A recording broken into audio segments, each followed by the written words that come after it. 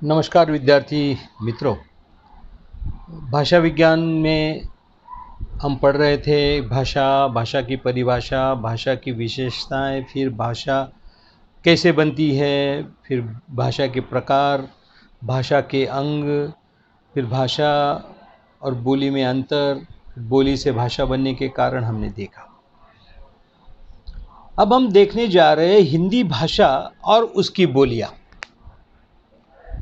मित्रों, हिंदी जो भाषा है यह अधिकतर उत्तर भारत में सर्वदूर जो है वो बोली जाती है।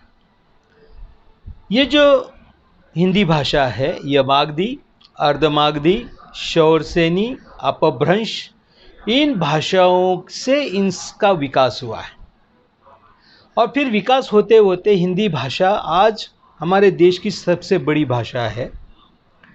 सिर्फ उत्तर भारत में बोलने वाली यह भाषा नहीं रही है, अब पूरे भारतवर्ष में इसको जानने वाले हो गए हैं। साथ ही साथ विदेशों में भी कई देशों में, लगभग 120 देशों में हमारी हिंदी भाषा जो है वो पढ़ाई जाती है, लिखाई जाती है, बोली जाती है और समझी जाती है। रोजगार की भाषा यह हिंदी आज हमारे भारतवर्ष में हो गई। जितने भी न्यूज़ चैनल आप देख लो, वह सारे के सारे न्यूज़ चैनल जो है वह हिंदी भाषा को ही बढ़ावा दे रहे हैं, हिंदी भाषा में ही वह चर्चा करते हुए आपको नज़र आएंगे। तो ये जो हमारी हिंदी भाषा है यह एकदम से भाषा नहीं बनी है। आपको मैंने बताया था कि बोली जो है वो सामाजिक, राजनीतिक, धार्मिक, सांस्कृतिक और साहित्यिक कारणों से वो बोली भाषा बनती है। फिर वही भाषा फिर प्रांतीय भाषा बनती है, प्रांतीय भाषा फिर राज्य भाषा, फिर राष्ट्रभाषा, फिर राजभाषा और फिर वह अंतर्राष्ट्रीय भाषा होती है। बोली से ही हर भाषाओं को यह सारे मकाम जो है वो पार करने होते हैं, ये हमने देखा था। ठीक है, तो हिंदी ये जो भाषा है इसकी जो उपभाषाएं हैं वो उनका अध्ययन हमें करना पड़ेगा, फिर उनकी बोलियों का हमें अध्ययन करना पड़ेगा, तब जाके हम हिंदी भाषा को ठीक से समझ पाएंगे। तो ये जो हिंदी भाषा है इसके जो विभाग किए गए उसमें पूर्वी हिंदी, पश्चिमी हिंदी, बिहारी हिंदी, राजस्थानी हिंदी और पहाड़ी हिंदी, इस तरह की 5 जो है वह उपभाषाओं में हिंदी की बोलियों का बंटवारा किया गया, तब चलकर उसका ठीक ठाक हम अध्ययन कर पाए। हम सबसे पहले देख रहे हैं पूर्वी हिंदी।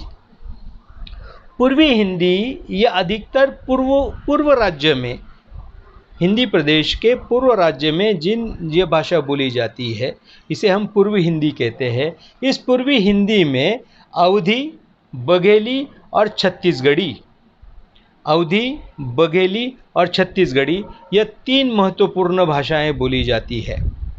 इन नाम से ही स्पष्ट है कि अवध जो अवधी भाषा है यह अवध और अयोध्या के आजू बाजू में बोली जाने वाली बोली है, भाषा ही है वो। ठीक है, फिर दूसरी बघेली, बघेल और उसके आजू बाजू में बोली जाने वाली भाषा बघेली। छत्तीसगढ़ी, छत्तीसगढ़ में जो भाषा बोली जाती है वह छत्तीसगढ़ी। इस तरह से ये 3 जो है ये मूल बोलियां हिंदी भाषा की है। उसमें महत्वपूर्ण भाषा एक है अवधी। हम एक एक ही बोलियों का और भाषाओं का हम लोग अध्ययन करेंगे। पहली जो भाषा है अवधी भाषा, अवध प्रदेश में बोली जाती है ना, उसके नाम से ही स्पष्ट है। और अयोध्या इस शब्द से ही अवध शब्द की उत्पत्ति हुई है। नागरी लिपि में ही अवधी भाषा लिखी जाती है। मध्यकाल में कैथी और फारसी लिपि में भी ये लिखी जाती थी, मध्यकाल में है ना। कुछ फारसी जो लेखक आए थे वो अवधी भाषा को उनकी लिपि में भी लिख रहे थे, लेकिन अवधी भाषा यह देवनागरी लिपि में ही लिखी जाने वाली प्रमुख भाषा है। आपने देखा होगा, हमने हिंदी साहित्य के इतिहास में देखा है कि मुल्ला दाऊद जो थे इन्होंने चंदायन नाम का जो ग्रंथ लिखा, वो सबसे पहला काव्य ग्रंथ जो था वह अवधी भाषा में ही उन्होंने लिखा था। इसीलिए चंदायन को अवधी भाषा का प्रथम ग्रंथ माना जाता है।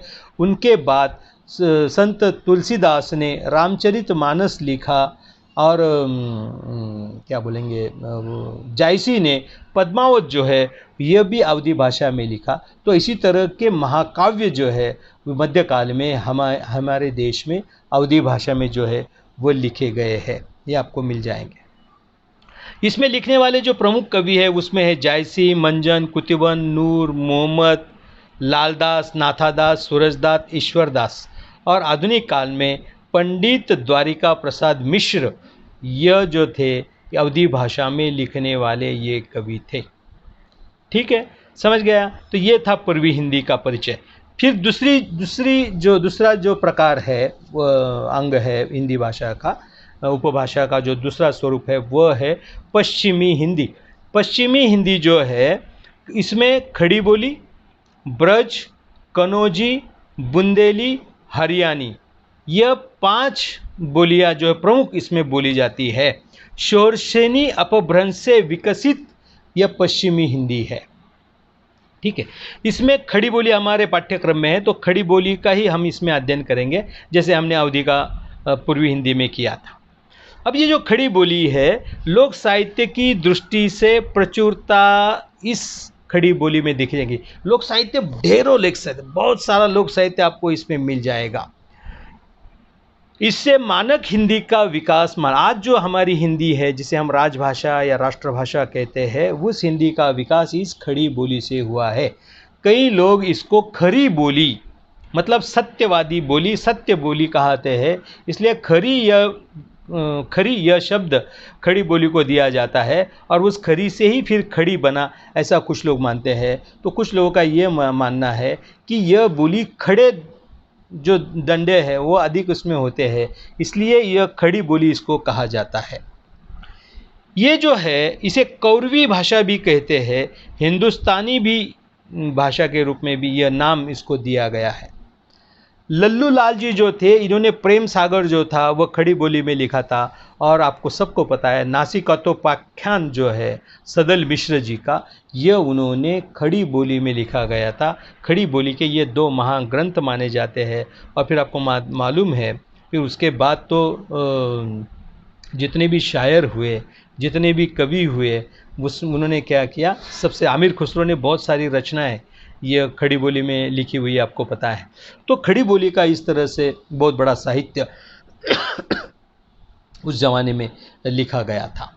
ठीक है, इसका जो क्षेत्र है वो बहुत विस्तृत क्षेत्र है।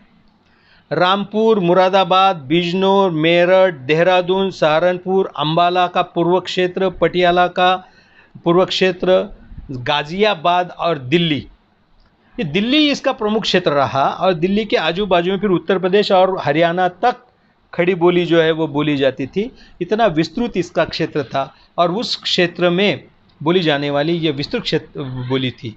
और सबसे विशेषता इसकी ये थी कि दिल्ली हमारा पहले से राजनीतिक क्षेत्र रहा है, राजधानी का शहर रहा है। जब मुग़ल आए तब भी यह हमारा राजधानी का शहर था, और जब अंग्रेज आए तब भी यह हमारे राजधानी का शहर था। हालांकि अंग्रेज़ों की पहली राजधानी कलकत्ता थी, लेकिन बाद में वो भी दिल्ली में ही उन्होंने राजधानी बनाई थी। तो राजधानी का शहर होने के कारण और वहाँ की खड़ी बोली होने के कारण आज जो मानक हिंदी है उसका जो विकास है वह खड़ी बोली से ही माना जाता है। ठीक है, तो इस तरह से खड़ी बोली है। इसकी कुछ विशेषताएं हैं, जैसे ए की जगह है ना, ए की जगह ए, औ की जगह ओ। अब ये जो चीज़ें हैं ये आपको बता के नहीं समझेगी, मैं इसकी नोट्स जो है वो आपको दे दूंगा, जिससे क्या हो जाएगा, आपको इसको समझने में आसानी हो जाएगी और आप फिर उसको ठीक से समझ पाएंगे।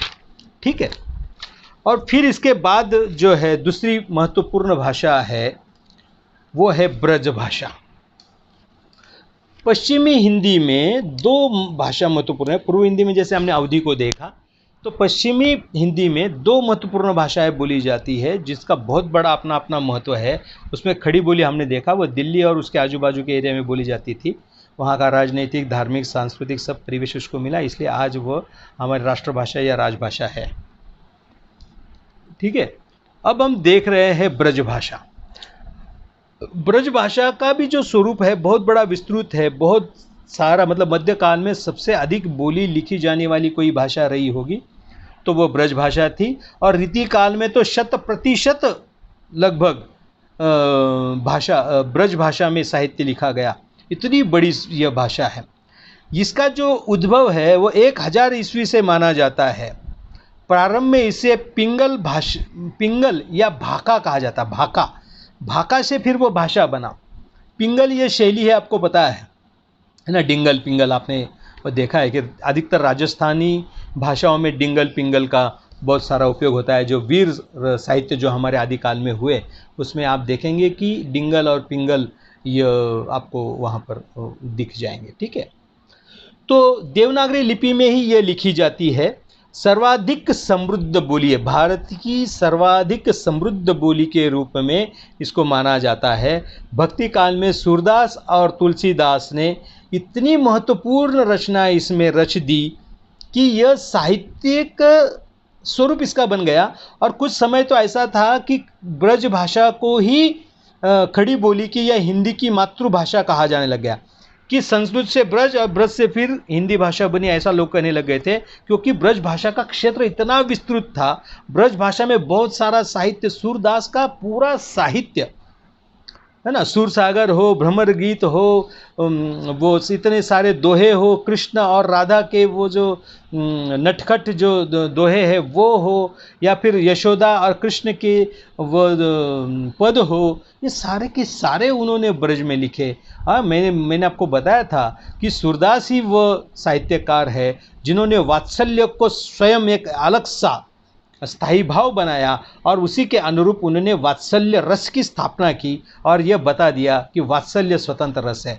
उनके पूर्व वात्सल्य को रति भाव जगने के साथ श्रृंगार रस में इसका अध्ययन किया जाता था, लेकिन सूरदास ने वात्सल्य को स्वतंत्र रस बनाया। इस तरह के एक सिद्धहस्त लेखक जो थे, कवि जो थे, महाकवि जिनको हम कहेंगे, वो सूरदास, जिन्होंने ब्रज भाषा को बहुत ऊंचा उठाया और ब्रज भाषा का नाम बहुत अमर हुआ।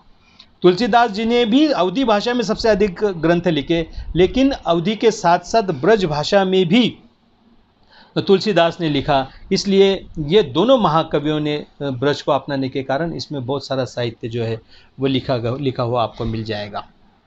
ठीक है, इसमें रीतिकाल में तो मैंने आपको बताया कि लगभग 100% साहित्य जो है वह ब्रज भाषा में लिखा गया। इसलिए आप देखेंगे सूरदास, तुलसीदास, बिहारी, घनानंद, नंददास, देव, रत्नाकर, भूषम, आलम, रहीम, रसखान, ये सभी के सभी साहित्यकारों ने, कवियों ने क्या किया था, ब्रज भाषा में साहित्य जो है वो लिखा था। इसका जो क्षेत्र है, इसका मूल क्षेत्र देखो, ब्रज आया मतलब कृष्ण आए, कृष्ण आए मतलब मथुरा आई, मथुरा, आगरा, अलीगढ़, मैनपुरी, एटा, बदायूं, बरेली, गुड़गांव और उसके आजू बाजू के सारे जो इतना बड़ा जो एरिया है वहाँ पर ब्रज भाषा ये बोली जाती थी, समझी जाती थी, है ना। और इस तरह से इसका एक बहुत बड़ा क्षेत्र था। इसके भी बहुत सारी विशेषता है कि अवकारांत भाषा है ये, कि मैं आया, मैं गया, ऐसा नहीं, मैं आयो, गयो, मैं नहीं माखन खायो, आपने सुना होगा, है ना। बहुत प्यारा भजन है, अनुजलोटा ने बहुत बेहतरीन उसको गाया है। रे मैया मोरी मैं नहीं माखन खायो, रे मैया मोरी मैं नहीं माखन खायो यो, है ना। देखो अवकारांत भाषा है, बहुत सारे औ जो है, खायो, पियो, नहायो, जाए, गयो, ऐसी तरह से बोली जाने वाली भाषा है। और आ की जगह ओ, अब घोड़ा शब्द है तो घोरो बोलेंगे, वो घोड़ा नहीं बोलेंगे, घोरो बोलेंगे। भला नहीं बोलेंगे, भलो, वह भलो मानस ऐसा कहेंगे। बड़ा नहीं बोलेंगे, वो बड़ो बोलेंगे। इस तरह की कई विशेषताएं हैं, जिन विशेषताओं को मैं आपको नोट्स में दे दूंगा, आप उनको जो है वो देख लेना। ठीक है, इसी के साथ साथ तीसरी जो महत्वपूर्ण उसका जो भाग है, जैसे हमने पहले देखा उपबोलियाँ, जिसमें हम देखा पूर्वी बोली, फिर देखा पश्चिमी बोली, अब हम देख रहे हैं बिहारी बोली या बिहारी हिंदी। बिहारी हिंदी इस नाम से ही आप जान गए होंगे कि यह बिहार में बोली जाने वाली बोली होगी, उपभाषा होगी। और इस उपभाषा के अंदर कई बोलियां बोली जाती है, और वो जो बोलियां बोली जाती है उसमें भोजपुरी, मैथिली और मगही, ये 3 बोलियां बहुत ही महत्वपूर्ण मानी जाती है। और इन तीनों बोलियों का अध्ययन जो है वह बिहारी हिंदी के अंतर्गत किया जाता है। हमारे पाठ्यक्रम में केवल भोजपुरी का सामान्य अध्ययन जो है वह हमें करना है, तो मैं उसके विषय में आपको जानकारी दे रहा हूँ। भोजपुरी बिहार के भोजपुर नामक कस्बे के आधार पर यह नाम दिया गया है। नागरी लिपि में यह लिखा जाता है। भिखारी ठाकुर यह भोजपुरी के प्रमुख कवि है और उनको आधुनिक शेक्सपियर या बिहार का शेक्सपियर या भोजपुरी भाषा का शेक्सपियर कहा जाता है। उन्होंने बहुत सारा साहित्य जो है वो भोजपुरी में लिखा है। इसका क्षेत्र जो है भोजपुरी का वो है भोजपुर, शाहाबाद, सारण, छपरा, चंपारण, रांची, जशपुर, मुजफ्फरपुर का कुछ भाग, उत्तर प्रदेश में वाराणसी, गाजीपुर, बलिया, जौनपुर, मिर्ज़ापुर, गोरखपुर, देवरिया, आजमगढ़। भोजपुरी यह भी बहुत ही बड़ी भाषा मानी जाती है। इसको बोलने वालों की संख्या काफ़ी मानी जाती है, क्योंकि उत्तर प्रदेश और बिहार और दिल्ली में भी बहुत सारे लोग आपको बिहारी भाषा बोलने वाले मिल जाएंगे। तो इस तरह से भोजपुरी यह बहुत बड़ी भाषा है। इसके भी कई सारे विशेषताएं हैं, जैसे ण जो है ण उसका यह स्वतंत्र उपयोग करते हैं, स्वतंत्र व्यंजन जैसा उपयोग करते हैं। जैसे पैर शब्द है ना, तो ये पैर नहीं बोलेंगे, बोलेंगे टांग, है ना, तुम्हारी टांग तोड़ दूंगा, तो वो तुम्हारे पैर तोड़ दूंगा नहीं बोलेगा, वो टांग। तो जो है इसका एक स्वतंत्र व्यंजन के रूप में वो लोग विचार करते हैं। भोजपुरी में महाप्राण का उपयोग अधिक होता है। अब पेड़ शब्द है ना, वो फेड़ बोलेंगे, फेड़, पेड़ नहीं बोलेंगे, फेड़। प जो है ये अल्प प्राण है, फ जो है वो महाप्राण है, इसलिए महाप्राण की ध्वनियों का उच्चारण वो ज़्यादा करेंगे। अब सब शब्द है, हम सब, वो हम सब बोलेंगे, भ बोलेंगे, भ महाप्राण ध्वनि है, ठीक है। घोषीकरण की प्रवृत्ति उसमें ज़्यादा है। जैसे नकद शब्द है, नकद है ना, हम बोलते हैं नकद लिया, तो वो बोलेंगे नगद, न क नहीं बोलेंगे, नगद बोलेंगे। तो उसी तरह से डॉक्टर शब्द है, तो वो डगडर बोलेंगे, डगडर, उसको डॉक्टर नहीं बोलेंगे। उसी तरह से ल की जगह र। अब फल शब्द है, फल, तो फर बोलेंगे। गला है तो गरा बोलेंगे, है ना, मेरा गरा सूख रहा है ऐसा बोलेंगे, मेरा गला सूख रहा है नहीं बोलेंगे। इस तरह की कई विशेषताएं जो है भोजपुरी की है, वो मैं आपको नोट्स के माध्यम से आपको दे दूंगा, आपको पीडीएफ में भेज दूंगा, आप उसको ठीक से पढ़ लेना, ठीक है। और फिर चौथी और महत्वपूर्ण उपभाषा है, वो है राजभाषा, राजस्थानी भाषा। राजस्थानी भाषा की जो उत्पत्ति है वो शोरसेनी गुर्जर अपभ्रंश से हुई मानी जाती है। शोरसेनी गुर्जर अपभ्रंश से मानी जाती है। 17वीं सदी में राजस्थानी का स्वतंत्र रूप अस्तित्व में आया। ऐसा कहा जाता है कि वह 1000 ईस्वी सन यह भाषा थी, इसका उच्चारण होता था, इसको बोला जाता था, लेकिन उसका फिर वो गुजराती से मिला जुला उसका स्वरूप हुआ, गुजराती और राजस्थानी को मिलाकर फिर उसकी चर्चा की गई। लेकिन इसका स्वतंत्र स्वरूप जो है वह 17वीं सदी में इसका स्वतंत्र स्वरूप माना गया कि राजस्थानी यह स्वतंत्र भाषा है। जैसे मैंने आपको पिछले अभी बताया कि डिंगल और पिंगल ये जो है ये राजस्थानी भाषाओं की प्रमुख शैलियाँ हैं। मैंने आपको बताया था कि पृथ्वीराज रासो, खुमान रासो, इन सारे रासों में या जो भी आदिकाल का हमारा वीर गाथात्मक साहित्य है, उस साहित्य में ये दो शैलियों का बहुत भरपूर जो है वो उपयोग किया गया। डिंगल जो है इसमें पश्चिमी राजस्थानी मारवाड़ी यह भाषा उसमें आती है। इसकी सबसे बड़ी विशेषता यह है डिंगल की कि यह वीर रसात्मक शैली है ना, वीर रस। मैंने आपको पहले ही बताया कि वीर काल की जो भी रचनाएं हैं, वीर रसात्मक रचनाएं जो है वह सारी की सारी जो है डिंगल शैली में लिखी जाती है। और इसका जो विकास है वह गुर्जर अपभ्रंश से हुआ है। चारण कवियों द्वारा इसको लिखा गया है। राजरूपक, अचलदास खींची दी वचनिका, राठौड़ रतन सिंह की वचनिका, राव जैतरीनो छंद, रुक्मणी हरण, नाग दमन, सगतरौसो, ढोला मारूरा दोहा, यह सारी रचनाएं डिंगल शैली की उत्कृष्ट रचनाएं मानी जाती है। तो दूसरी जो शैली है राजस्थानी की वो है पिंगल।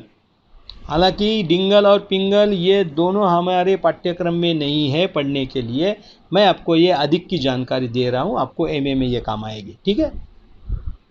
तो पिंगल जो है यह ब्रज भाषा एवं पूर्वी राजस्थानी का साहित्यिक रूप है। भाट कवियों द्वारा इसको लिखा जाता है। शोरसेनी अपभ्रंश से यह विकसित है।